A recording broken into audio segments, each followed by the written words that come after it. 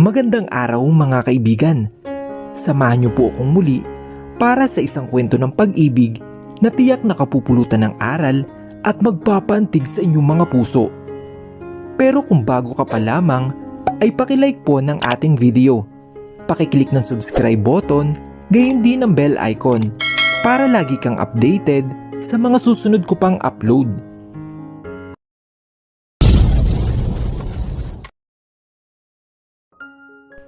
Si Anika ang totoong asawa niya.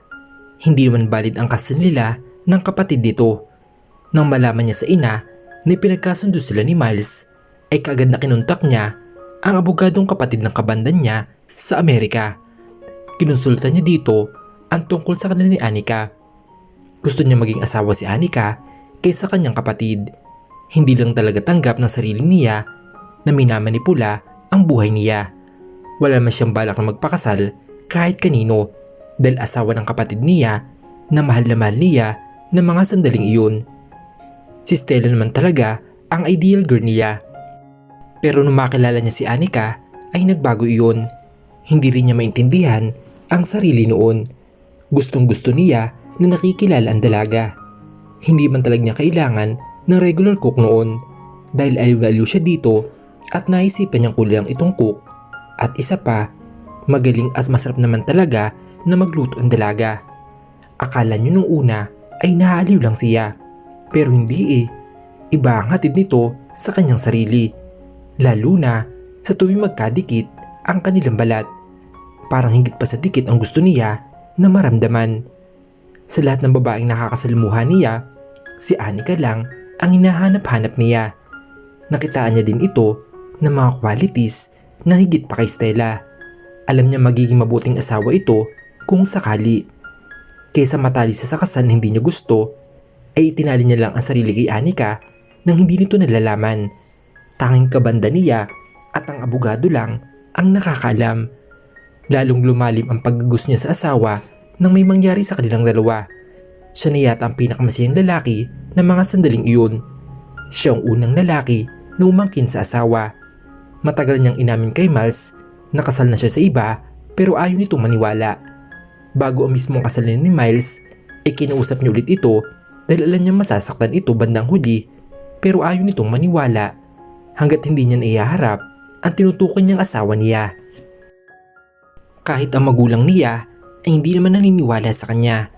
Pinakita niya lahat ang pinirmahan ni Anika ng kontrak at gawa-gawa lang doon niya iyon para hindi matuloy ang kasal. Paano ba niya maiharap si Anika dito? Wala naman niya itong kalam-alam sa pinirmahan nito na marriage contract noon sa Amerika. Binalikan niya din ang asawa pero ang sabi sa kanya ay wala na doon at umuwi na doon ng Pilipinas. Hindi rin alam ni Bina kung nasaan si Anika ng mga sandaling iyon. Hindi rin niya mahanap dahil abalang-abala siya noon. Pero ang mahalaga sa kanya ay kasal na sila ni Anika at wala itong pwedeng pakasalan kundi siya lang. Baby? Pigil ang hininga niya nang maramdaman ng kamay nito sa pagkalalaki niya. Napapikit siya. Hindi pa rin naalis ng asawang kamay nito at alam niyang hindi ito sinasadya dahil tulog na tulog ito. Naninikip na ang brief niya ng mga sandaling iyon. Gusto nang magwala at naghahanap ng mapapasukan. God! Anas niya nang sumiksik pa ang asawa sa kanyang dibdib. Ramdam niya ang hininga nito sa kanyang balat. Wala na siyang damit na pang itaas dahil hindi naman siya sanay matulog na may suot na damit. Hindi siya nakatiis at sinakop niya ang mga labi nito. Bahala na kung magising ang asawa. Napaungol si Anika nang maramdaman ang pagsipsip sa dila niya. May kahalikan siya ng mga sandaling iyon at gusto niya ang ginagawa nito. Naging malikot ang kamay nito kapag kuwan. Anong klaseng panaginip ba ito? Bakit parang totoo? Napamulit siya ng mata nang maramdaman ang paghaplos nito sa kanyang dibdib. Nagtama ang mata na nanikit. Siya lang ang nakasingkin sa isip niya. Nakatabi nga pala niya si Kit sa higaan. Basa ang labi nito kaya napalunok siya. Ibig sabihin, totoong nasa panaginip niya? Hinahalikan niya siya kanina? Bigla siyang napaupo. Inilayo ang sarili at sumandal sa headboard. Hinigit niya ang unan at niyakap iyon. "Hinalikan mo ba ako?" tanong niya. "Yes, baby." Mabilis na sagot nito. Napasiksik siya lalo nang lumapit ito sa kanya. "Huwag kang lalapit," banta niya dito. Natawa lang ito sa sinabi niya. "Kit!" Sigaw niya nang hulihin nito ang paa niya at hinila iyon. Hinampas niya ito ng unan pero hindi man lang umiwas. Nakangiting dinagalan siya nito kapag kuwan. "Ginising mo natutulog kong kaibigan, baby. Kaya face your consequences." Anito sabay sakop ng labi niya. Pilit na tinulak niya ito pero hindi man lang ito bumitiw sa pagkakahalik sa kanya. Maya-maya ay naramdaman niya ang pagbaba nito ng pajama niya. "Kit!" Anas niya nang bumitaw ang labi nito. Napatingin sa baba niya na nakababa na ang pajama. Bigla niyang itinaas iyon pero pinigilan siya nito. "I want you now, baby." Anito sa paos na tinig. Akmang hahalikan siya nito nang may kumatok sa pintuan nito. Nagkatinginan pa sila. "Fuck!" Anito sabay tayo. Ang buong akala niya ay bubuksan nito ang pintuan. Dumiretso ito sa banyo at narinig niya ang malakas na pagsara ng pintuan. Mabilis na tumayo siya at inayos ang sarili. Binuksan niya ang pintuan. Si Yaya iyon. Karga nito si Gian kaya napangiti siya. Ate? Naistorbo ko ba ang tulog nyo?" Nahihiyang tanong nito. Hindi naman Yaya. May gagawin ka ba?" "Akin na si Gian."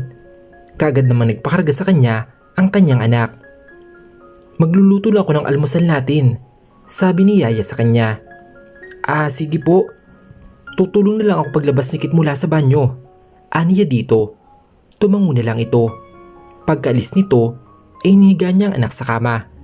Tuwang-tuwa ito habang gumagapang kaya inilalayan niya. Matagal pa bago lumabas ng banyo si Kit. Nakaligo na ito nang lumabas. Napangiti ito nang makita si Gian. "Baby?" Nakangiting sabi ni Kit nang maupo sa kama. Kinuha nito si Gian kapag kuwan. Hindi niya maiwasang mapangiti nang ipasok ng anak ang kamay nito sa bibig ng ama nito. Kinagat naman iyon ni Kit. Bigla namang natawa ang anak nang bitawan ni Kit. Simpleng tanawin pero ang sarap nitong tingnan. Pero may mali. May asawa na si Kit at ang masama ay kapatid pa niya. Napatingin sa kanya si Kit nang marinig ang malalim na buntong hininga.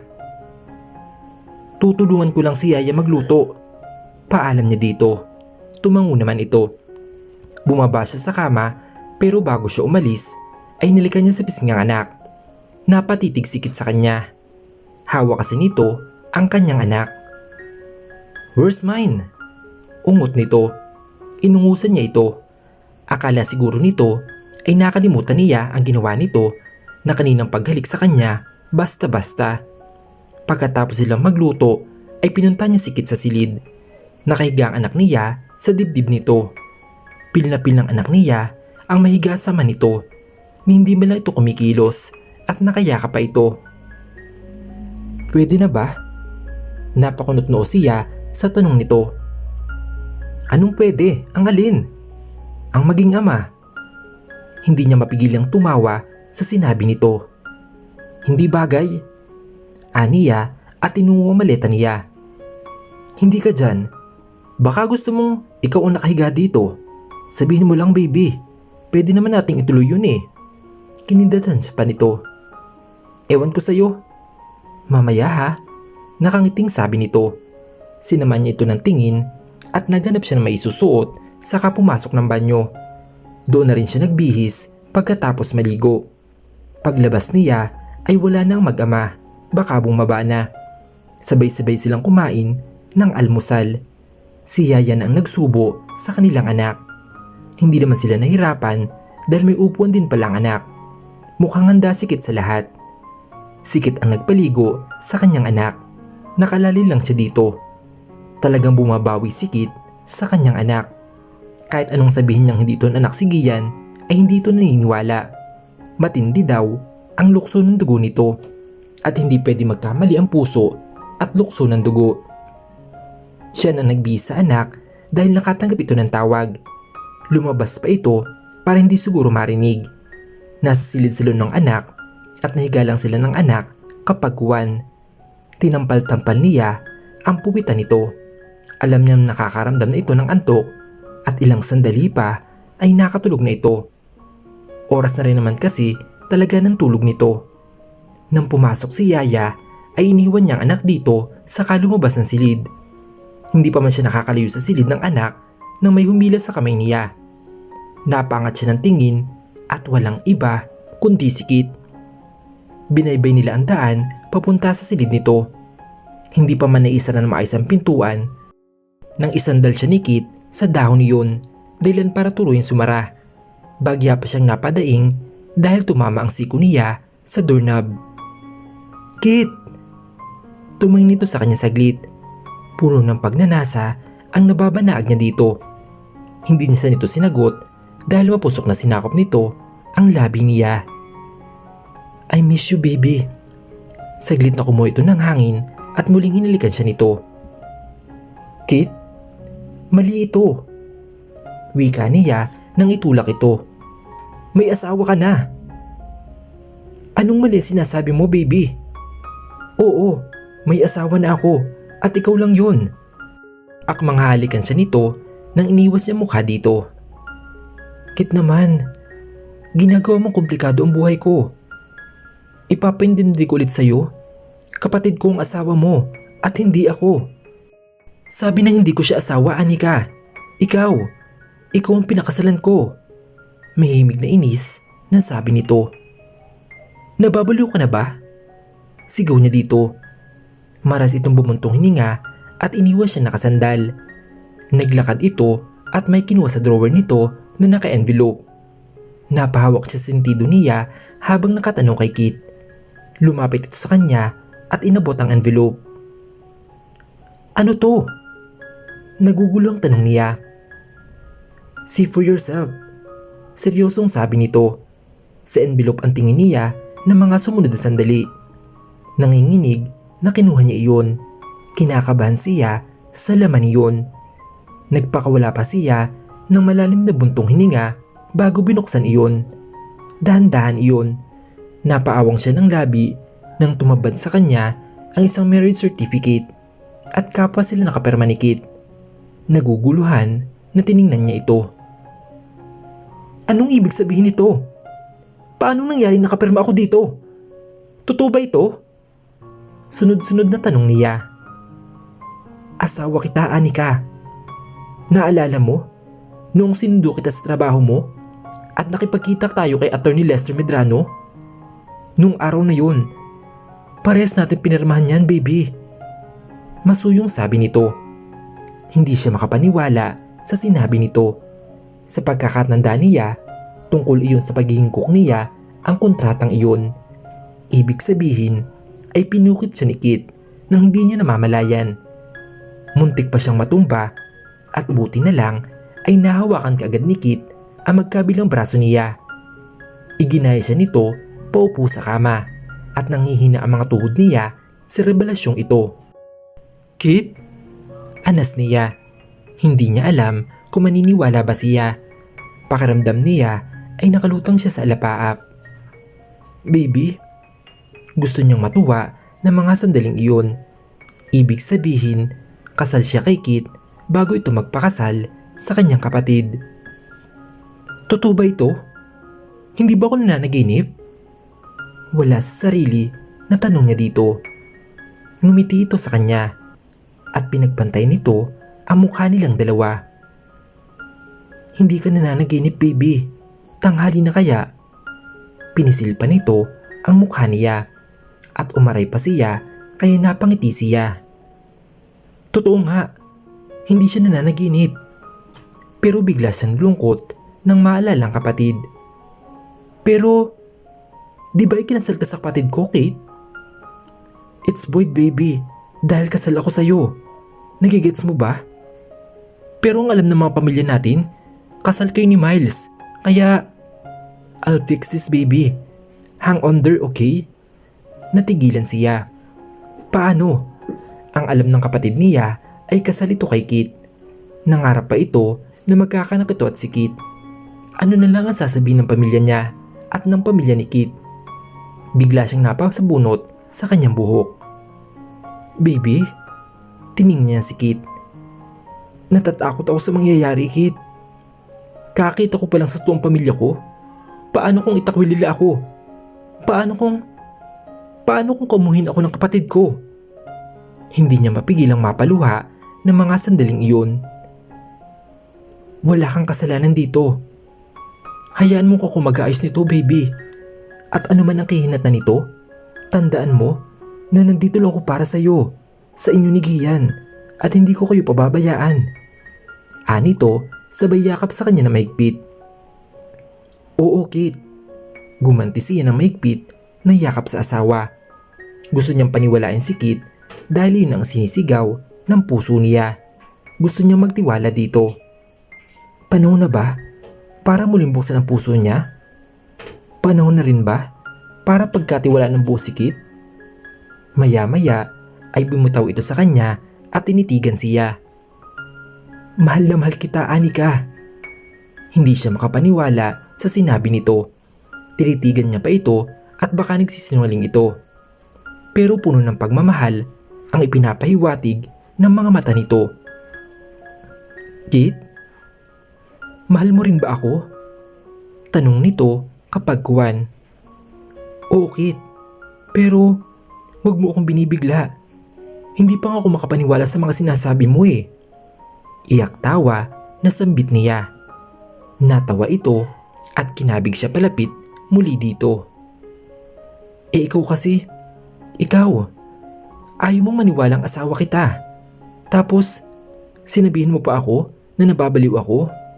Oo, nababaliw nga pala ako. Nababaliw ako sa'yo, baby. Napangiti siya sa huling sinabi nito. Hindi niya alam kung paano ito sasagutin, kaya hinila niya ang neckline ng t-shirt nito para palapitin ang mukha nila. Siya na ang unang humalik dito. Nakitaan niya ng pagngiti ito, ng tugon nito ang halik niya. Kapwa sila sabik sa isa't isa at parang wala ng bukas. Otomatikong ikinawit niya ang mga kamay sa batok nito. Maya-maya ay naramdaman niya ang pagbuhat nito sa kanya. Pinaupo siya nito sa kandungan nito. Baby? Daing nito nang pabagsak ang pag-upo niya sa kandungan nito. Naramdaman niya ang matigas na bagay sa pang-upo niya. God, I'm having hard on. Anito na napakagatlabi. Kanina ka pa niya hinahanap, baby. Anas nito sa puno ng tenga niya, kaya nagdulot naman ng kiliti iyon sa buong kaibuturan niya. Kit? Anas niya na maramdaman ang kamay nito sa loob ng t-shirt niya. Yes, baby. Nangaakit itong tingin sabay pikit na mga mata. Dinamadama nito ang tayo-tayo na yung bundok. Pinisil pa nito kaya medyo napadaing siya. Mahal pa rin kita. Sa wakas ay nasabi niya. Natigil nito saglit pero bumawi din agad. Siya naman ang natigilan nang paulan nito ng halikan labi niya maging ang mukha niya. I know, baby. Gusto ko lang marinig mula sa labi mo. Kinagat pa nitong bahagya ang ibabang labi niya. And I miss your lips too, Anika. Totoo ba ang sinabi mo kanina? Nauutal niyang tanong. Natigilan ulit ito sa pagdama ng kaliwang dibdib niya nang tanungin niya ulit ito. Alin? Yung mahal kita. Marahan siyang tumango. Hindi ito sumagot at maya-maya ay naramdaman niya ang kamay nito na pilit pumapasok sa panty niya. Napahawak sa balikat ng kanyang asawa nang maramdaman ang init ng palad nang dumadampi sa balat niya and it turns her on. Hindi ka ba naniniwala? Sagot nito habang naglulumikot ang daliri nito sa maselang bahagi niya. Napayukyuk siya sa dibdib nito na habol ang hininga. Paano pa siya makakasagot ng matino kay Kit? Sinisimulan nitong laruin ang nasa gitnang bahagi niya.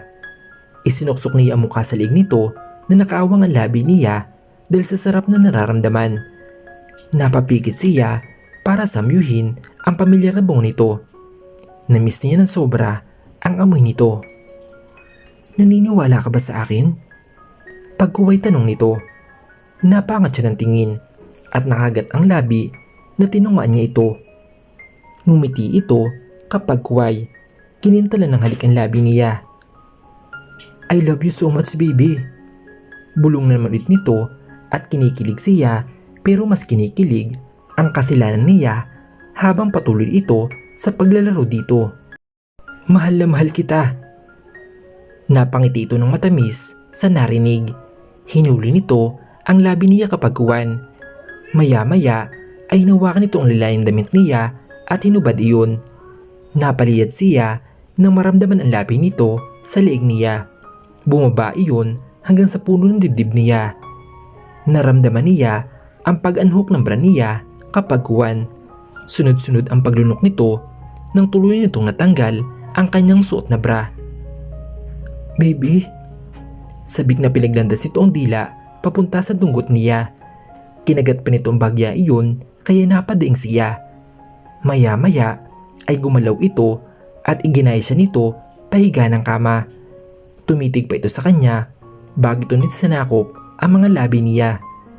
Namalayan na lang niya ang sariling wala ng saplot ni isa maging ang kanyang asawa. Bigla niyang itiniklop ang hita nang maramdaman ang may init na labi ng asawa sa pisngi ng pagkababae niya. Ramdam niya ang may init na buga ng hininga nito at kaya lalo nakakapagpainit ng kanyang pakiramdam. Kit, that was so good. Aniya sabay sa bunot sa buhok nito.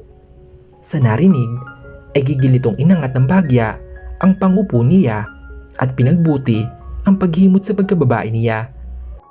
Maya-maya ay unti-unti nang nasasanay ito sa loob niya kaya medyo bumubilis na ang pagbayo nito. Oh, ani ka baby.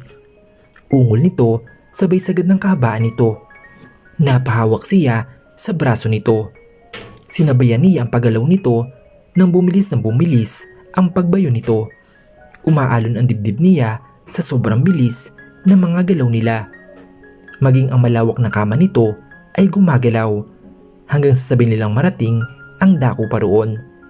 Nakangiting bumagsak ang katawan ng asawa sa kanyang katawan. May mga tumulo pang pawis sa mukha niya. Napatingin sa aircon, bukas naman ito pero ang asawa niya ay parang naligo sa pawis. I love you baby. Bulong nito sa tenga niya kapag kuwan. Pinasadahan pa nito ng dila kaya nakaramdam na naman siya ng pamilyar na pakiramdam. I love you too, Kit.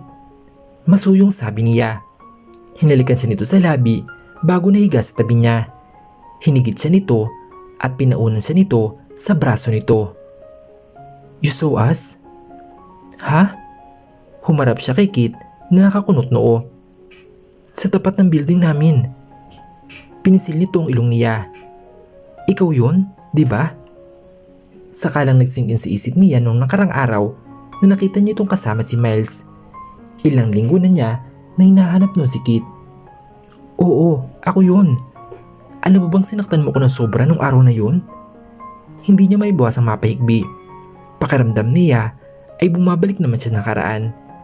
Iyon din ang araw na nakapagdesisyon siya na wag na maghabol kay Kit. At yun din ang araw na pinaramdam sa kanya ng langit na sumuko na siya. Hinahanap kita nung araw na yun. Tinatawagan ko si Bina that day. Ang sabi niya ay nasa Amerika ka. Baka nagkakamali lang daw ako. Pero hindi ako naniniwala kay Bina. Alam kong ikaw yun. Ikaw lang nakapagpalakas ng tibok ng puso ko. Kaya sigurado ako.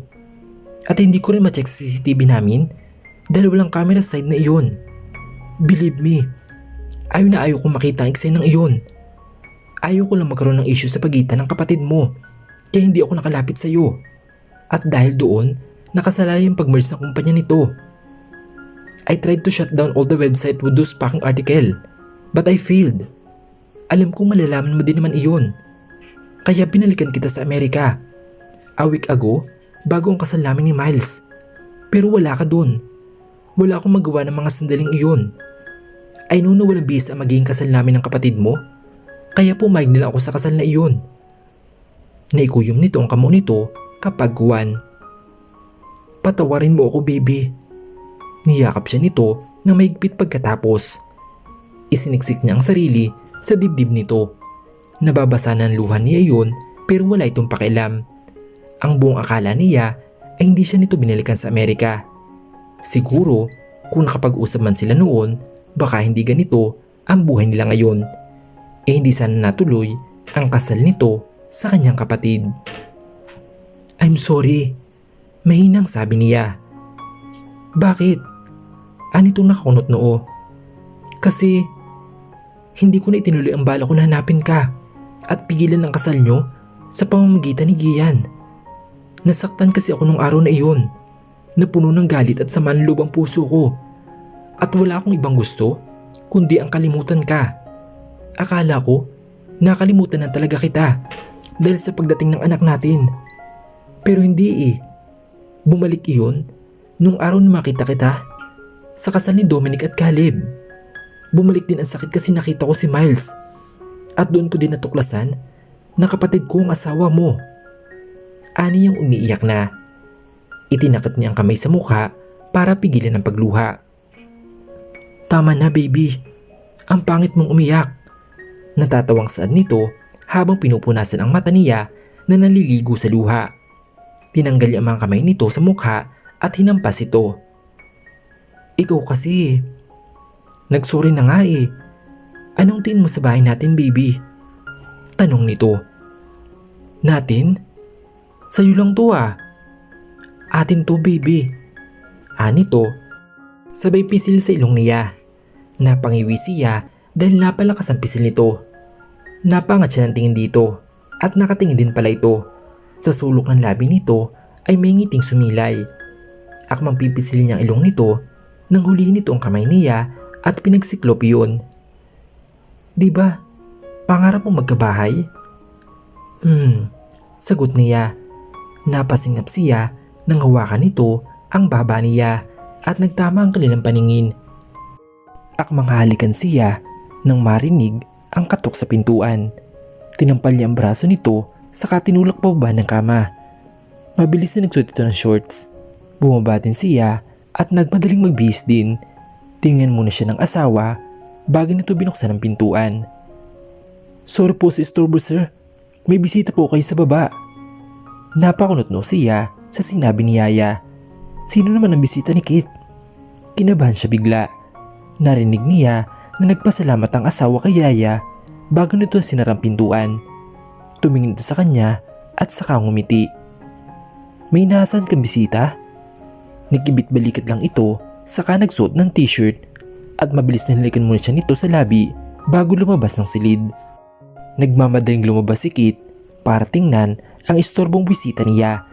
Ngayon pa nga lang siya bumabawi sa asawa niya tapos iistorban sila ng ganun. Napaawang siya ng labi na makita ang kapatid na si Miguel at Estela na nakaupo sa sopa.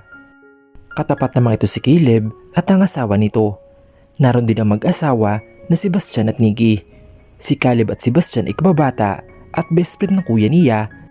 Nakalaunay, naging kaibigan niya din. Napating siya sa asawa ng kapatid kay Stella. Kinapa niya ang sariling damdamin para dito. Wala na siyang maramdaman ng kakaibang kabog. Hindi kagaya ng asawa niya, boses pa lang nito ay lumalakas na ang tibok ng puso niya. Hindi rito nawala sa isip niya kahit ilang taon na sila nakita. Minu-minuto ay gusto niya makita. Pero anong ginagawa ng mga ito dito? At paano nalaman ng mga ito na dito ang bahay niya? Nagtatakang inihakbang niya ang kanyang mga papababa. What the hell are you guys doing here? Aniya sa malakas na boses. Lahat ay napalingon sa kanya at ngumiti ang mga ito sa kanya na makita siya. Ang asawa lang namang ito ang binati niya. Napadan lang kami. So, dito ko pala nakatira. Nakangising tanong ni Sebastian kapag Juan. Nasaan ang asawa mo? Napatingin siya sa nagsalita. Nakangiti ito. Nasa silid namin. Namin? Mukhang pinagod mo yata. Singit naman ni Sebastian. Nakita niya ang pagpalo ni Nikki dito sa kanyang braso. Hindi niya mapigilan na mapangiti dahil totoo naman. I'm sorry. Hindi lang talaga makapaniwala na matagal ka na nakatali. Naunahan mo pala si Caleb kung ganoon. Ani Sebastian ulit na nailing pa sabay tingin kay Caleb. Ang bagsik nga eh. Nakangising wika ni Caleb. Akala ko nga nagbibiro lang siya nung sabihin niya kay mama at papa. Kahit ako hindi naniniwala. Singit ng kapatid niya. Eh nasan? There she is. Ani ng kapatid na nakatingin sa hagdan. Napalingon siya. Karga ni Anika si Gian at nasa likod namang ito si Yaya. Nakangiting sinalubong niya mag-ina niya at kaagad nagpakarga sa kanyang anak niya na makita siya. Hinigit niya ang bewang ng asawa kapag kuwan. Tumingin pa ito sa kanya at nilakyan siya ng mata. Mukhang nahihiya pa ito. Don't worry, hindi sila nangangain, ako lang. Bulong niya sa asawa. Sinaman ulit siya nito ng tingin dahil sa sinabi niya. Sumagot naman ito ng kurot sa tagliran niya kaya napailing siya. Iginayan ito sa sopa kapag guwan. Nahihiyang umiti ito sa mga bisita niya. Nakita niya ang pagtayo ng kapatid niya at ni Stella. Nakangiting kinuha ng kuya niya ang anak sa kanya at saka kinuusap. Nilapitan ni Stella ang asawa niya at nakipagbeso. Magkamukha kayo ng anak mo, Kit. Komento ni Nikki. Oo nga eh, ang cute. Segunda ni Stella. Napailing siya sa sinabi ni Stella. Inabot ng 6:00 ng gabi ang mga bisita ng asawa sa pakikipagkwentuhan. Lumipat ang mga ito sa pool na may bitbit na alak. Iniwan niya ang mga babae at ang tumulis sa kusina at dito kakain ng mga ito malamang dahil nag-barbecue din sila ni Manang Guada, ang bagong cook ni Kit. Dinala nito ang ibas kanina sa labas at inunuman kasi ang mga lalaki at iyon ang ginagawang pulutan. Bandang 10:00 na magpaalam ang mga ito. Magkahawak ang kamay nila ni Kit na tumayo habang ang isang kamay ay nakayakap sa bewang niya. Nagsitayuan na din kasi ito. Nauna si Caleb at ang asawa nito na naglakad at kausap pa ni Sebastian at Stella ang asawa niya. Mahigpit na nakayakap ang isang kamay ni Kit sa bewang niya ng mga sandaling iyon. Hindi kagaya kanina na maluwag lang. Niyakap na lang din ito. Panay din ang kausap sa kanya ni Nick at Stella kaya hindi nila napansin ang paglapit sa kanila ng isa pang bisita na hindi nila inaasahan. Kit? Ate? Natigilan siya nang marinig ang pamilyar na boses. Bigla siyang kinabahan. Maging ang mga naiwan na roon ay biglang natigilan. Dandahang nag-angat siya ng tingin at natutob niya ang bibig nang makita ang kapatid na humahangos. Naramdaman niya ang pagpisil ni Kit sa bewang niya. Puno ng pagtataka ang mga mata ni Miles. Palipat-lipat ng tingin sa kanilang dalawa ni Kit. Miles? Ani ni Kit na para bang pinipigilat na lumapit. Tumigil nga ito kapag kuwan. Bumitiw siya sa pagkakayakap kay Kit. Tumingin sa kanyang asawa at para bang sinasabi na wag na siyang bumitiw. Hinigit panikit ang kamay niya pero iwinaksin niya iyon kaya napabitiw ang asawa niya. Nakita niya mag-asawang Caleb at Dominic at nag-aalala mga ito base sa reaksyon ng mga ito. Naikagat niya ang labi habang papalipit kay Miles na umiiling-iling. Gusto niyang ipaliwanag ang lahat sa kapatid. Gusto niyang ipaalam dito na siya ang legal na asawa ni Kit. Pero paano niya masasabi sa kapatid kung iba ang pinapahiwatig ng mata nito? Halata ang galit at pagkasuklam nito ng mga sandaling iyon. Miles? Pilit na pinakalma niya ang kanyang boses pero sunod-sunod ang iling nito at sabay pugkuyom ng mga ngipin. Huwag kang lalapit ate. Nandidiri ako sa inyo, sa'yo. Mga agaw ka. Ani ng kapatid niya na nag-hysterical. Nanlaki pa ang mga mata nito sa sobrang galit. Bigla siyang nakaramdam ng awa sa kapatid. Gusto niyang pakalmahin ito. Hindi pa man siya nakakalapit nang mapahawak ito sa dibdib nito na ikinakunot ng noo niya. Sunod-sunod ang paghinga nito kaya kinabahan siya bigla. Para bang kinakapos talaga ito ng kanyang hininga. Miles? Halos sabay na tawag nila sa kapatid nang mawala ito ng malay. Buti na lang ay mabilis ang salo ito ni Caleb. Natarantang nilapitan niya ang kanyang kapatid. Miles, oh God, I'm so sorry. Naiiyak niyang sambit na makalapit dito. Kailangang dalhin natin siya sa ospital, Anika. Tumango siya kay Caleb. Nagmamadaling hinakbang ni Caleb ang kanyang mga palabas.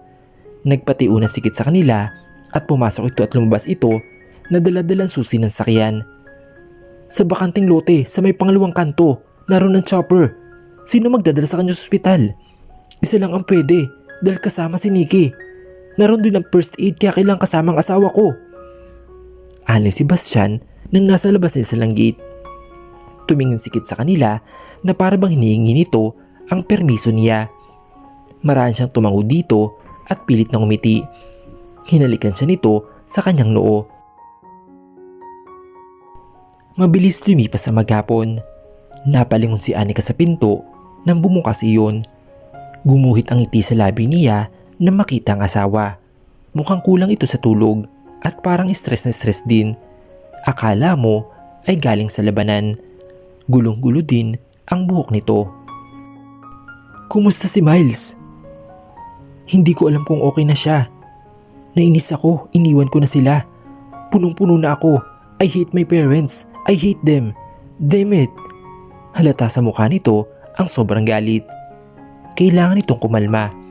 Hindi siya magaling sa bagay na iyon pero susubukan niya. Maras itong bumuntong hininga saka naghubad sa harapan niya. Nilapitan niya ito at ikinulong ang mukha nito sa mga palad niya. Tumitig ito sa kanya.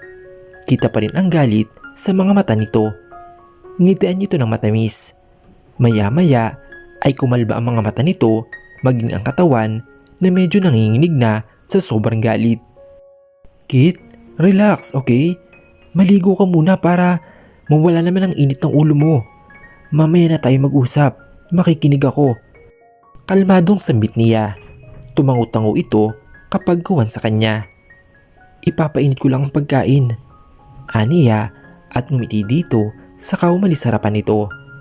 Palabas na siya nang magsalita ito. I love you, baby. Napangiti siya sa kanyang narinig. Mahal na mahal din kita, Kit. Sagot niya sa asawa. Ngumiti muna ito ng matamis bago pumasok sa banyo. Pagdating niya sa kusina ay agad sinabihan ang cook nila na initin ang pagkain sa kanihayan sa sarili paakyat. Nasa kalagitnaan siya nang marinig ang doorbell na biglang tumunog. Paglabas niya ay kausap na ng guard ang nagdoorbell. Napaawang siya ng labi na makita ang kanyang ama. Dad? Ani ang pabulong at bigla siyang kinabahan. Humakbang siya para lumabas ng gate. Lumingon sa kanya ang kanyang ama. Tumingin sa sakyan nang bumukas iyon. Bumaba mula doon ang kanyang ina. Palipat-lipat ang tingin niya sa kanyang magulang. Hindi niya mabasa ang emosyon ng mga ito.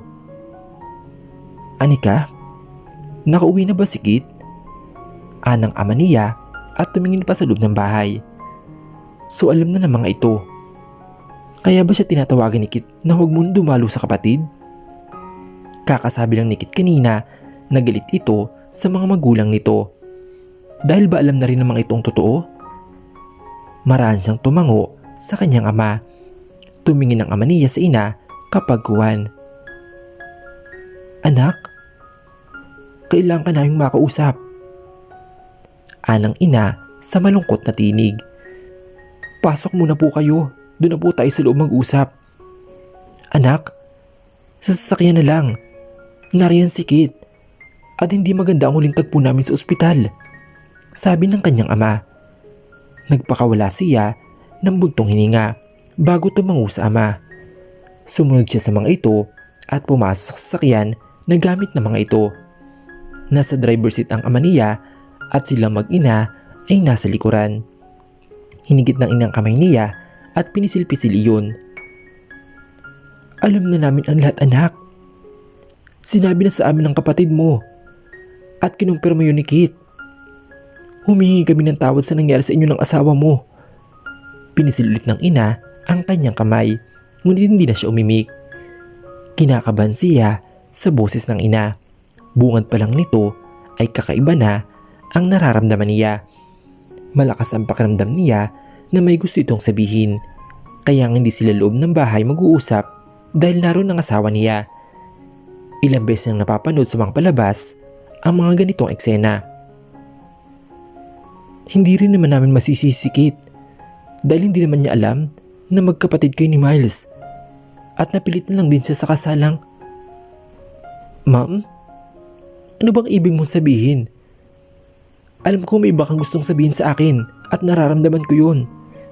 Sabihin niyo na po, nakakanerbiyos. Huwag na po tayo magpaligoy-ligoy pa. Napapikit siya kapag kuwan. Narinig niya ang sunod-sunod na buntong hinga ng ina at ng ama. Katahimikan ang bumalot sa ilang segundo na iyon. Anak, hiwalayin mo na si Kit para sa bunsong kapatid mo. Anang ama sa unahan. Dad, alam niyo po bang hinihiling niyo? Hindi makapaniwalang sabi niya dito. Napahilamot ito sa mukha. Nakita niya ang pumuulang luha sa mga mata nito. Patawarin mo kami anak. May sakit ang kapatid mo. At ayoko siyang mawala ng ganung No! Hindi po ako papayag. Hindi! Paano naman ako, Dad? Ma'am? Hinigit niya ang kamay na hawak ng ina saka ikinuyom iyon. Anak, sana maintindihan mo kami. Ginagawa namin ito para sa kapatid mo. Matapang ka. Pero yung kapatid mo, alam namin na kaya mong malampasan ang pagsubok na ito. Mahal na mahal namin kay... Umiling-iling siya. Pasensya na po. Pero hindi ko po kayo naintindihan. At para sabihin ko po sa inyo, oo, matapang ako. Pero sa labas lang po ito, ma'am. Sa loob po ay hindi. Magaling lang po ako magtago ng kahinaan. Tinampal pa niya ang sariling dibdib kapag kuwan. Si Mace lang po ang mahal nyo at hindi ako kasama. Siya lang po ang naintindihan nyo. Siya lang po ang nakasama nyo ng matagal. Ako ba ma'am, naintindihan nyo po ba ako? Sa totoo lang, dapat question ko na kayo noon. Kung bakit nyo lang nyo ako hinanap. Mayaman kayo. Marami kayong pera. Siguradong marami rin kayong koneksyon. Anong ginawa nyo sa loob ng maraming taon? Pero hindi ko sinabi nyo nung una. Dahil ang sabi ko sarili ko, ang mahalaga ay hinanap nyo pa rin ako. At kontento na ako doon. Ayoko ng pagurin ng isip at puso ko at kaiisip kung bakit ngayon lang. Pero ngayon, sagutin nyo ako ng maayos. Alam nyo ba ang pinagdaanan ko simula pagkabata? Hindi. Hanggang ngayon pala, alam nyo po ba? Alam nyo po ba ang nararamdaman ko? Mga pinagdaanan ko na nagbuntis ako? Wala pong amang kinagisa ng anak ko sa pag-aakalang asawa ni Kit si Miles. Alam nyo din po ba iyon? Hindi. You all broke my heart. At kasama na si Kit doon. Hindi niya mapigilang mapagulhol at itinakip niya ang mga palad sa kanyang mukha. Pakiramdam niya ay dinudurog ang puso niya dahil sa nakaraan. Nag-angat siya ng tingin sa bahingiti na mapakla. Tumingin siya sa magulang bago nagsalitang muli. Alam niyo po ba? Simula pagkabata, naghanap ako ng kalinga ng magulang. Alam ko sa puso ko na may kulang. At hinahanap ko ang pagmamahal ng isang ama at ina. Hinahanap ko po kayo. Pero kay Miles na ibigay at na iparamdam niyo po. Sana naman po pagbibigyan niyo ako, kahit ngayon man lang. Makabawi man lang kayo sa lahat ng mga pagkukulang niyo. Hindi sapat ang binibigay ni mama at papa sa akin atensyon at pagmamahal. Dahil hindi naman nga nila ko anak. At ngayong nakita ko ng totoong pamilya ko, akala ko, may ibigay niyo ang pagmamahal at matagal na hinahanap ko. Yun pala ay hindi. At ngayon, tatanggalan niyo pa ako ng kaligayahan? Alam niyo po ba ang hinihiling niyo sa akin? Na para ba sinasabi niyo na ani ka? Umalis ka na sa buhay namin. Pinapatay niyo ang puso ko ngayon, ma'am and dad. Sinaktan niyo naman ako sa pangalawang pagkakataon. Pagkasabi niyon ay mabilis na lumabas siya ng sasakyan na pumasok ng bahay. Hindi niya kailang pigilin ang kanyang damdamin. Nailabas niya ang lahat ng gusto niyang sabihin. Doon na ilabas na niya ay nasasaktan pa rin siya. Baka magkakaroon din siya ng sakit sa puso kung patuloy na kausapin ng mga ito. Kailangan siya ng kanyang anak at anak niya ang kanyang prioridad. Hindi niya nakita ang reaksyon ng kanyang mga magulang. Sigurado, alam ng mga ito na hindi siya pumapayag sa gusto ng mga ito. Mabilis na bumalik siya sa dirty kitchen at higit ang sibuyas at kutsilyo pati ang chopping board. Magkukunwari siya na naghihiwa ng sibuyas. Baka kasi mahalata ni Kit na galing siya sa pag-iyak. Napapikit siya nang yakapin siya nito mula sa kanyang likod. Amoy na amoy niya ang mabungong sabon na gamit nito. Baby, nakahanda ng pagkain. Bakit ka pa narito? Tanong nito habang nakapatong ang ulo nito sa kanyang balikat. Isiniksik pa nito ang mukha sa liig niya saka binigyan nito ng mabining halikiyon. Ipagluluto pa sana kita palusot niya. Hinawak nito ang kamay niya at kinuha ang kutsilyo saka nilapag sa counter. Huwag mo nang pagurin ang sarili mo, baby. Kaya nga ako nag-hire ng katulong di ba? Masuyong sabi nito. Hinulun nito ang kamay niya saka pinagsiklop iyon. Iganay siya nito sa dining room. Ipinakilis nito ng upuan kapag kuwan. Naupo ito sa harap niya at napatigil ito sa pagkuha ng kanin nang mapatingin sa kanya. Ibinalik nito ang kanin at saka tumayo. Napalunok siya habang sinusundan ito ng tingin. Umikit ito at hinigit ang upuan sa tabi niya at hinarap ito sa kanya. Muntik pa siyang mapasigaw nang hilahin siya nito pupo sa kandungan nito. Nakarap siya sa asawa. Baby, umiyak ka ba? Anong nangyari? Sino nag-doorbell? Sunod-sunod na tanong nito. Napakagatlabi siya. Hindi siya nakaimik ng ilang sandali pero bumawi din naman siya.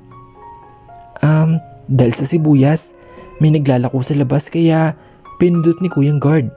Tapos may inaalok na paninda. Palusot niya. Hindi siya makatingin na maayos dito. Malalim na butong hininga ang pinakawalan nito. Hinawakan ng dalawang kamay nito ang magkabilang pisngi niya. Baby, you're not good at lying.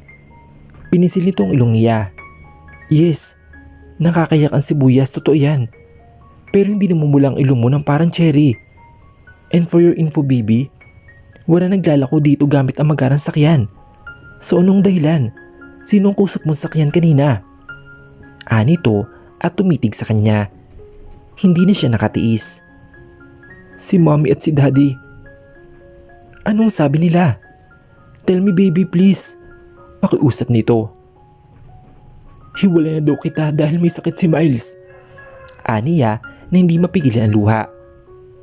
Anong sinabi mo? Kinakabang tanong nito. Umiling-iling siya. Nakahinga ito ng maluwag, sabay yakap sa kanya na maigpit. Baby, wag na wag mo akong iiwan. Hindi ko kaya. Baka mabuli ako kapag nangyari yun. Anito habang isinisiksik ang sarili sa kanya. Hindi kita iiwan, Kit. Hindi. Kailangan kita. At kailangan ka namin ng mga anak mo. Aniya at tinawakan ito sa pisngi. Mahal na mahal kita, Kit. Mahal na mahal ko ang pamilyang binubuo natin. Nandito lang ako at hindi kita iiwan. Pinagpantay pa niya ang mukha nilang dalawa. Pangako. Anito sa kanya habang nakatitig sa kanya. Pangako yan, asawa ko. Masuyang sabi dito. Hindi na siya tumutol nang sakupin nito ang labi niya. Pangako. Walang makakahadlang sa pagmamahal nating dalawa. At gagawa ako ng paraan para walang makasila sa pamilya nating ito. Kahit pa ang mga magulang natin. Ang mahalaga ay nagmamahalan tayong dalawa. Yun lang yun. At hindi tayo maghihiwalay kahit anumang mangyari, Anika. Kinabukasan ay nagising si Anika nang maramdaman ang init na hininga ng asawa. Napamulat siya at tumingin sa baba niya. Napaawang siya ng labi. Si Kit ay sinasamba siya ng pagkaaga-aga. "Good morning baby," masuyong sabi ng asawa at pinagpantay ang mukha nila. Kinintalan pa nito ang halik ng tuki ng ilong niya at labi niya. Masaya si Anika ng mga sumunod na linggo. Bumawi ang asawa sa kanila mag-ina. Lahat ng atensyon nito ay ibinaling nito sa kanila. Nagdesisyon na rin ito na iwan ang propesyon para tutukan sila mag-ina. Hindi na naman hiniling yun sa asawa, pero ang sabi lang nito ay ang pamilya ng prioridad nito. "Sigurado ka ba talaga?" aniya sa asawa. Pauwi na sila ng Rizal ng mga sandaling iyon at nakipagkita na sa kasama siya sa mga kabanda at humahawak sa grupo nito. "Yes baby, 100% sure," anito nang lingunin siya. Nagmamaneho ito. Tingnan niya ito sa mata at wala siyang nakita na may pagsisi. Masaya ang asawa niya. "I love you baby. Kung gusto mong bumalik sa pagkanta, sabihin mo lang ha," masuyong sabi niya. Ngumiti ito sa kanya na matamis. "I will baby. I love you more." Dudukong sana ito para bigyan siya ng halik nang pigilan niya. "Nagmamaneho ka mister. Focus. Alalahanin mo na tatlo tayong sakay ng sakyan. A kiss can't wait kid, okay?" "I'm sorry baby. Nanggigigil naman kasi ako eh." Nakangising sabi nito. "Simba tayo?" Ngumiti ito ng matamis at ang mga mata nito ay parang nakikiusap na pumayag siya. "Maganda ang naisip mo. Medyo matagal rin ang huling simba ko." Pagdating sa loob ay sinabihan siya nito ng lakad na nakayak pang isang kamay sa bewang niya. Humilig siya sa asawa habang sinasabayan ang pagkakbang nito. Araw ng Biyernes noon nang sunduin ng biyanan niya ang anak na si Gian. Isasama daw ang mga ito sa bakasyon at sa pagkakarinig niya ay sa Tagaytay ang punta ng mga ito. Hindi naman sila nagmori dahil kasama namang ito si Yaya Esang. Pinupugpan niya ng halik ang anak bago ito umalis. Ito yata ang unang beses na malayo ng ganong katagal. Hindi daw kasi alam kung ilang araw ang mga ito doon. "Akala ko pa naman makakasama natin si Gian sa linggo. Di ba magsisimba tayo?" aniya, mapag-isa sila ng asawa. Malungkot ang himig niya kaya napatitig ito sa kanya. Hinigit nito ang bewang niya at masuyo siyang nilikan sa labi. "Gusto mo bang kasama siya?" Marahan siyang tumango sa asawa. "Sige. Sunduin natin si Gian, okay ba yun?" Napangiti siya sa sinabi ng asawa. Hinalikan niya ito sa labi, sabay sabing, "Salamat kid asawa ko." Pinagpantay nito ang mukha nila at kiniskis nito ang ilong sa kanya at pagkuway sinakop nito ang labi niya. As usual, lagi mapusok ang palitan ng mga halikan nila. Sabik na sabik sa isa't isa. Sinusulit lang nila ang mapanahong nagkawalay sila. Bago pa man yun lumalim, ay bumitaw na ito. "Mahal na mahal kita, Anika. Kayo ng anak natin. Ikaw lang gusto kong makasama habang buhay, tandaan mo yan baby. At sinisimulan ko nang bumawi sa inyo. Mas mahal kita Kate kasi kahit na paulit-ulit ang sakit na piramdam mo, pagmamahal pa rin ang nangingibabaw. Sana nga, habang buhay na ang sayang ito." "Of course, habang buhay na baby. Kaya kong iwan ang buhay na meron ako para sa pamilya binubuo natin. Kayo lang ng anak ko ay sapat na." Masuyong sabi ng asawa. Niyakap niyo ulit ito ng mahigpit. Sabado noon at hindi mapakali ang kanyang asawa. Ang dami nitong inilagay na gamit sa maleta. As if naman na magtatagitay sila. Niyaya kasi siya ng asawa na doon nila magsimba. Tutal, naroon naman ang anak nila. May malapit na simbahan naman daw roon na sobrang ganda. Ang daming damit na pinakita nito sa kanya. May mga bagong damit din na halos maternity dress. Tango lang siya ng tango sa kanyang asawa. Nakatulugan na niya ang pagsagot dito. Nagising siya na inaayos ng asawa ang kumot niya. 11:00 na pala ng gabi. Nahiga nito sa tabi niya at niyakap siya na mahigpit. Gumanti siya ng yakap sa asawa hanggang lamunin na siya ng antok. Mabining halik ang bumati sa kanya kinabukasan. 4:00 yun ng umaga. Kahit na tamad, ay pinilit niya pa rin na imulat ang kanyang mga mata. Napasigaw siya nang buhatin siya ng asawa papasok ng banyo.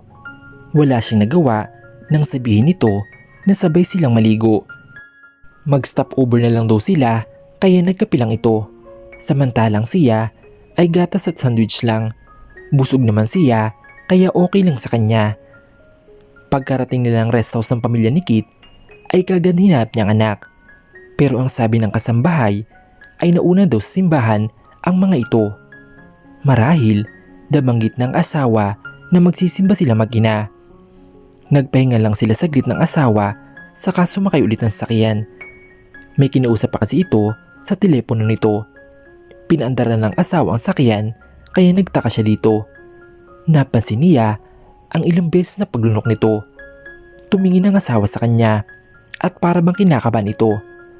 Napahawak pa ito sa batok niya. Kit, may problema ba? Ani ang kinakabahan. Wala baby. Will, napahilamos ito sa kanyang mukha. Napangat siya ng kilay nang magmura ang asawa. Pakakasal ka naman sa akin, di ba? Dem, mura naman ito. Napayuko pa ito sabay untog ng ulo sa manibela. Hindi ito makatingin sa kanya. Nagugulan siya sa kinikilos ng asawa. Kinakabahan siya. Ano bang klaseng tanong yun? Asawa niya ito. Kaya, bakit naman ito natanong kung pakakasalan siya nito? Natamaan yata ang ulo nito ng boton para sa busina. Nag-ingi tuloy iyon pero bigla naman yung nahinto na mapagtanto nito na tumutunog ang busina. Kasal na ako sa iyo, Kit. Kaya, pakiayos ang pananalita mo dahil kinakabahan ako. Huwag mong sabihin hindi totoo ang pinirmahan natin sa Amerika. Aniya sa asawa. Matama niyang tinitigan ito. Totoong kasal tayo, baby, I swear. Just answer me, please. Kahit sa ang simbahan naman, pakakasal ka ulit sa akin, di ba? Oo naman, bakit? Pakakasal mo na ba ako? Nakangiting tanong niya. Oo. At pinasibad nito ang kanyang sakyan. 2 kanto lang yata ang layo ng simbahan mula sa rest house ng mga Dilaroca. Napatingin siya sa asawa nang huminto sila sa tapat ng simbahan. Sarado kasi ito. Tinanggal nito ang suot nitong seatbelt at siya ay hindi kumikilos dahil sarado ang pintuan ng simbahang iyon. Sigurado ba siyang dito nagsimba ang biyanan niya? Wala naman nagmimisa dahil sarado ang pinto. Nang lingunin niya ang asawa na para tunungin ay nakalabas na ito ng sakyan nito.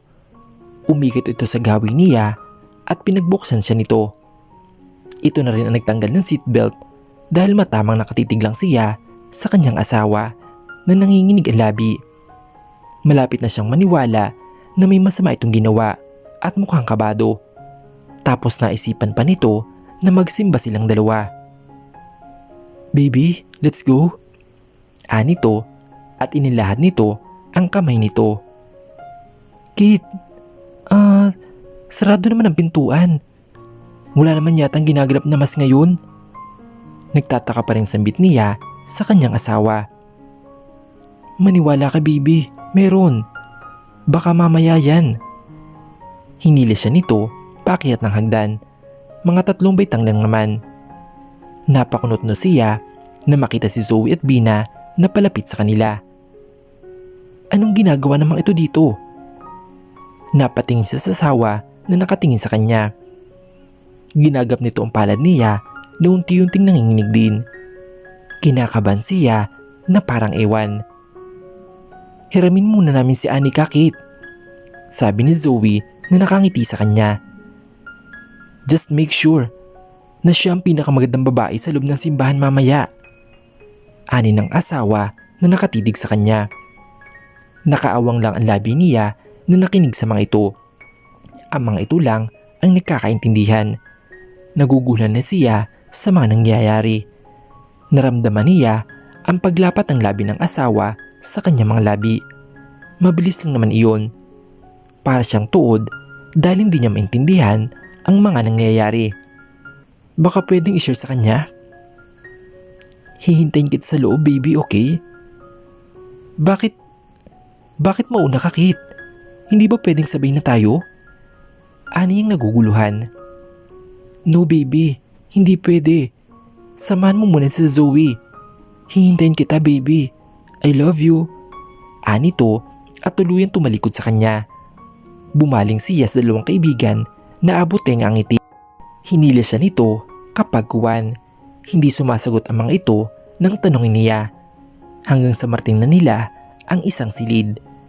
Napaawang ang labi niya na makita ang isang trahe de boda na nakusuot sa isang manikin. Nilingon niya ang kanya mga kaibigan. Tama bang nasa isip niya? Na ngayon ang araw ng kasal niya? Kaya ba ganun lang umaktong asawa niya kanina? Hindi alam kung kilig ba ang naramdaman niya ng mga sandaling iyon. Basta ang alam niya ay parang masaya siya. Congratulations, friend! Ani ni Bina na naiiyak. I'm happy for you, bunso. Sabi ni Zoe na naiiyak din. Sabay pa ang dalawa na niyakap siya na migpit. Hindi pa rin siya makapaniwala kaya parang tuod na naman siya nang yakapin ng mga ito. Hindi niya lamang sasabihin o magiging reaksyon ng mga sandaling iyon. Ikakasal na ba talaga sa asawa niya? At sa simbahan na? Napatingin siya sa main door ng simbahan nang unti-unti binubuksan iyon. Namumuo na mga pawis sa noo niya maging sa kanyang liig. Ganito pala ang pakiramdam ng mga lalaking kinakasal sa babaeng mahal. Grabe, sobrang nakakakaba. Hindi mo alam kung sisiputin ka ba o hindi. Do alam niyang sisiputin siya ng asawa dahil kasal na sila. Nagpakawala siya ng hininga para pakalamin ang sarili kasabay ng magpunas ang pawis na tumutulo na pala. Bumungad sa kanyang liwanag. Hindi niya makita ang asawa kaya kinaban siya. Kanina pa siya napapraning kahit hindi pa nagsisimula. Pakiramdam ni Anika ay napakabagal ng sandaling iyon. Yung excited ka na makita ang mahal mo, saka naman binagalan ng oras. Ibinalik niya ang tingin sa pintuan nang sinimulang kantahin ni Stella ang Destiny ni Jim Brickman. Hindi niya kilala ang naging kaduwit ng kaibigan pero ang alam niya ay nagtatrabaho yun sa spotlight. Sa wakas ay nagpakita ang asawa niya at nakinga siya ng maluwag. Malayo man pero tanaw niya na nakatitig sa kanya ang kanyang asawa. Napaka-elegante at napakaganda ng asawa niya sa suot nitong wedding gown. Off-shoulder iyon na hapit na hanggang waistline nito at ang ibaba na yun ay puppy skirt. Para itong prinsesa na nasa mga fairy tale. Ang asawa na yata niya ang pinakamagandang bride na nakita niya. Salamat sa pinsan niya at pinarush pa niya ang suot ng kanyang asawa. Nakita niyang huminto ang asawa at matamang nakatingin sa magulang nito. Alam niyang emosyonal na ang sumunod na eksena sa pagitan ng asawa at ng mga magulang nito. Nakita niya ang sunod-sunod na tango nito sa ina at ama at pagkuway, niyakap na mga itong asawa. Kilala niya ang asawa at mas gugusto nito na magpatawad kaysa magtanim ng galit. Napansin niya ang paglapit ni Mel sa asawa. Saglit na nag-usap ang mga ito at saka nagyakapan din. Ilang sandali pa ay muling bumalik sa paglalakad ng asawa na kasama ng magulang nito. Titig na titig sa kanya kaya naiilang siya. Pero ganun ang pakiramdam niya. Panay ang forma ng uso nito ng I love you kaya ganun din ang sinasabi niya. Kung kanina ay napakabagal ng oras, ngayon napakabilis na. Hindi niya alam kung dahil ba yun sa asawa na walang humpay ng iyak. Siguro, awang-awa ng ita sa asawa kakaiyak kaya binilisan nito ang oras. Sa tingin niya, hindi ito makapaniwala sa mga nangyayari. Kinulot pa nga niya ang pising nito dahil baka nanaginip lang daw ito. Napatitig siya sa asawa nang sabihin ng pari na you may now kiss the bride. Hinapit niya ang bewang ng asawa kapag guwan. Napangiti siya na makita ang mata nito na mugto na sa kakaiyak. Pinunasan niya ang luha ng asawa. Stop crying, baby. Singgit na ang mga mata mo. Papangit ka niyan, sige ka. Ikaw kasi. Nito at tinampal nito ang dibdib niya. Napatingin silang mag-asawa sa mga dumalo. Nagtawanan naman ito kaya nagtinginan sila. Saka lang nila napansin ng asawa na hawak pa rin ito ang mikropono at nakabukas iyon. "Kit, you may kiss the bride daw." Hindi niya alam kung sino ang sumigaw, pero salamat sa sumigaw kasi muntik niyang nakalimutan iyon. Naghihiyawan ang mga naroon na mariin niyang hinalikan niyang asawa. "Nakakahiya," ani ni Anika na binitawan niyang labi nito. Hindi pa rin pala ito naisara ang mikropono kaya nagtawa naman ang naroroon. Niyakap na lang niya ang asawa dahil hiyang-hiya ito. Kita niya sa balikat nito ang namumulang balat. Hindi talaga ito sanay sa maraming tao. At nang nasa resepsyon na kami, ay lubos akong natutuwa para ibahagi kay Kit ang isang magandang regalo ko sa kanya. Lubos akong kinakabahan at hindi ko alam kung paano ko sasabihin sa kanya. At di kalaunan ay bigla akong narinig na magsalita ang MC sa stage. Kaya nakaisip ako ng paraan para masabi sa kanya. "Welcome to Kit and Anika wedding. Let's give them a warm round of applause to the newlywed." Wika ng MC saka naghihiyawan ng mga tao sa loob ng venue. Kasabay ng mga love song music na pinili ng DJ. Mabilis ako naglakad patungong stage. Hanggang nasa harap ko ng MC at kaagad kong hiniram ang mikropono. Gusto ko lang po magpasalamat sa lahat ng nandirito ngayon. At para sa iyo, Kit, nakita kong excitement sa mga bisita at mukhang kinikilig sa mga susunod na mangyayari. Gusto ko lang magpasalamat sa iyo, Kit, sa lahat ng sakripisyo mo at pagmamahal mo sa amin ni Gian.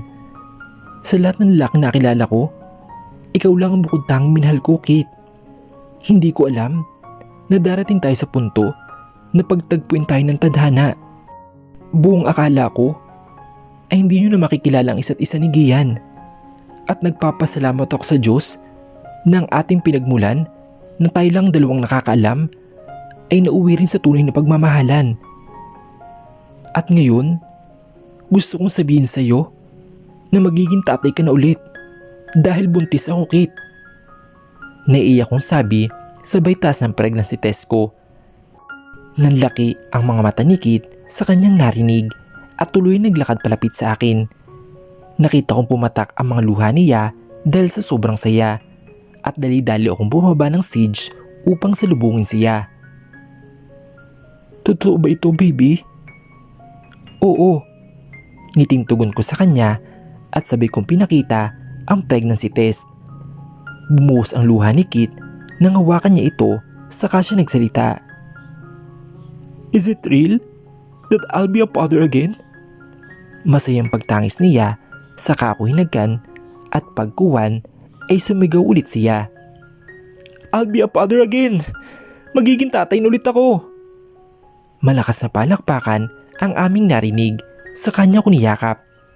Hinawakan ni Kit ang pisngi ko at tiningnan ako ng mainam at kasabay nito ang paglapit ng anak namin si Gian.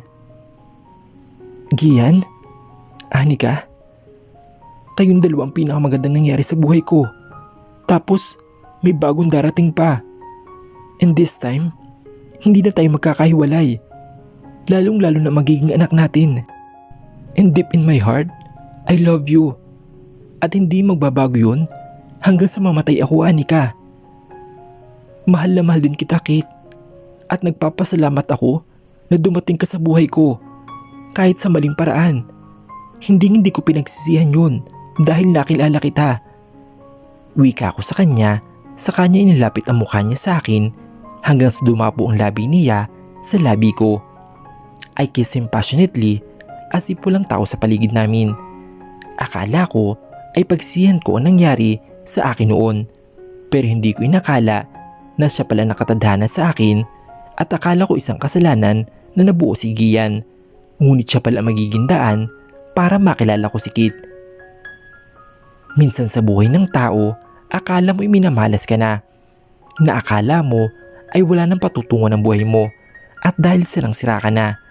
Pero ang hindi mo alam, ang kamalasang iyon ang magpapaswerte sa iyo. Dahil sa buhay natin ay hindi mawawala ang pagsubok na ating harapin at maaaring makapagpalunod sa atin. May pagkakataon na papasok tayo sa isang maling desisyon na maaaring sumira sa ating reputasyon. Ngunit hindi pa huli ang lahat upang ito ay tama. May mga bagay na sa pakiramdam mo ay tama, ngunit sa mata ng iba ay mali. May mga bagay na pilit mong nilalabanan, ngunit buong mundo ang humahadlang. Tulad na nangyari sa aking buhay. Aksidenteng nahulog sa isang maling relasyon at aksidenteng umibig at bumuo ng isang inosenteng pagmamahal. Ngunit ito ay dahil sa mga problemang aking pinagdadaanan noon, kaya hinayaan ko ang aking puso na mahulog sa inakala kong tamang tao.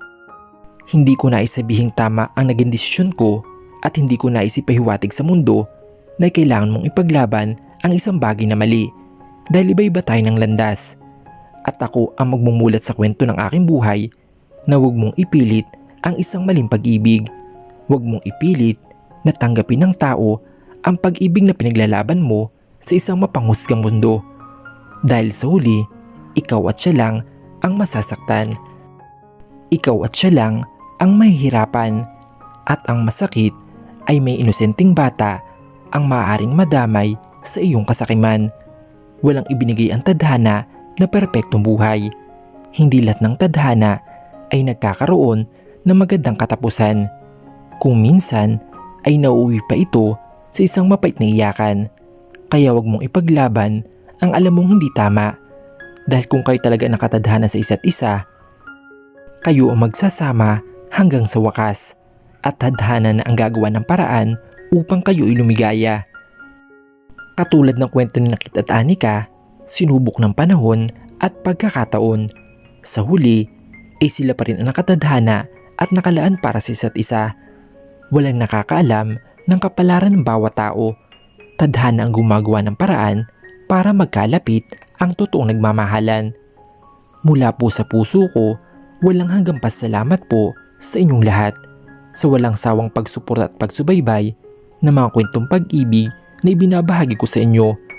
Maraming salamat po sa mga taong naniniwala sa pag-ibig na kahit anong hirap man ang kanilang pinagdaanan ay hindi pa rin sila bumibitaw para lang palagahan ang kanilang pagmamahalan. At dyan po nagtatapos ang kwentong pag-ibig ni Nakit at Anika. Naway may napulot kayong aral at inspirasyon na nagpantig sa inyong mga puso. Muli po, maraming salamat po sa inyong lahat. Hanggang sa muli, mga kaibigan. Paalam!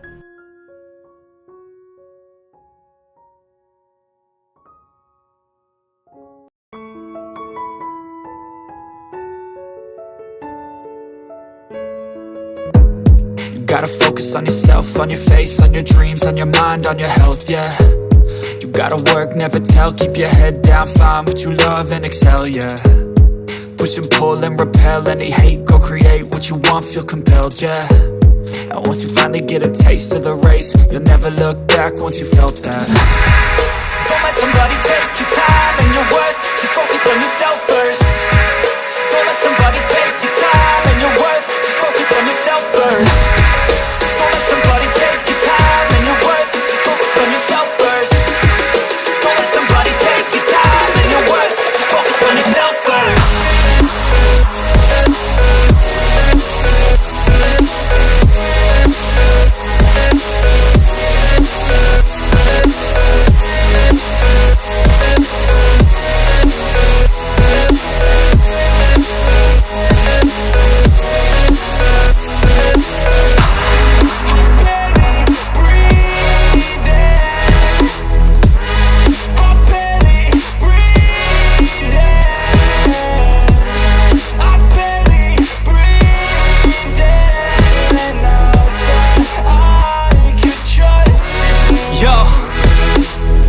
About others way before myself, yeah. I guess that's why I feel like I go through hell, damn. Wasting time on your dreams instead of mine, yeah. About to turn this franchise around on a dime, man. It's all about finding your right state of mind. It's all about turning the worst into fine. It's all about time and the work and the climb. From the thirst we will rise, I'm immersed in this life. Don't let somebody take your time and your worth, just focus on yourself first.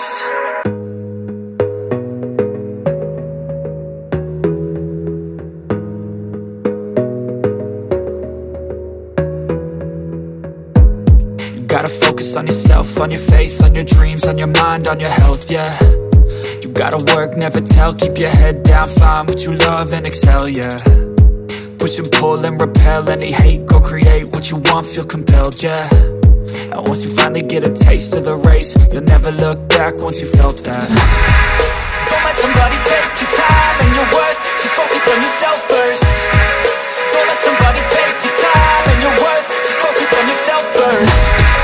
Don't let somebody take your time and your worth, just focus on yourself first. Don't let somebody take your time and your worth, just focus on yourself first.